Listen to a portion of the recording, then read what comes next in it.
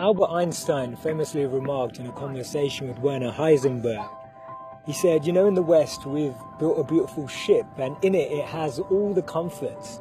But actually the one thing that it doesn't have is a compass, and that's why it doesn't know where it's going. This paradox of our times was propounded by the Dalai Lama when he said we have wider freeways but narrower viewpoints. We have taller buildings but shorter tempers. Will Smith said that we spend money we haven't earned on things we don't need to impress people we don't like.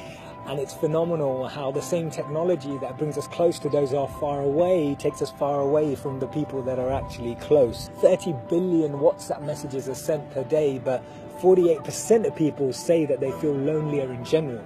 The paradox of our times is that we have more degrees but less sense, more knowledge but less judgment, more experts but less solutions. It was Martin Luther King who said that the irony of our times is that we have guided missiles but misguided men. Have you ever found it perplexing that we've been all the way to the moon and back, but we struggle to start a conversation across the road or across the train? And it's amazing that Bill Gates was known as the top earner in 2015 with a wealth of 79.2 billion, but 1 in 4 CEOs claim to be struggling from depression. Do we actually thrive off this paradox? Is it that this paradox actually makes the media interesting? It's what makes journalism interesting. It's what makes politics interesting. It's what makes television interesting. Is this paradox actually what we feed off and what we live off and what we talk about and discuss in our circles? Doesn't it seem that we've tried to clean the air but polluted our soul? We've split the atom but not our prejudice, and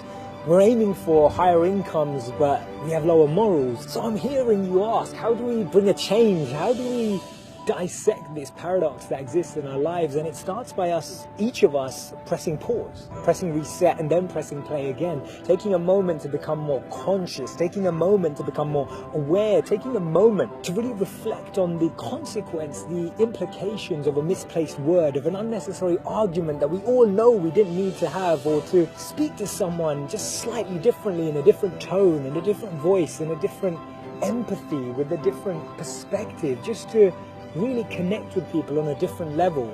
This thinking out loud started from Albert Einstein, and I'll track back to him when he actually said that the problems we have today can't be solved with the same thinking we used when we once created them. So actually we need to research alternative teachings. We need to dig into those ancient books of wisdom. We need to go back to understanding if there's anything written in those creased pages of time that can actually reveal more knowledge and more wisdom of how we can transform our experience of life today. Otherwise, this paradox means that every step forward we take, we're taking 3 backwards every time.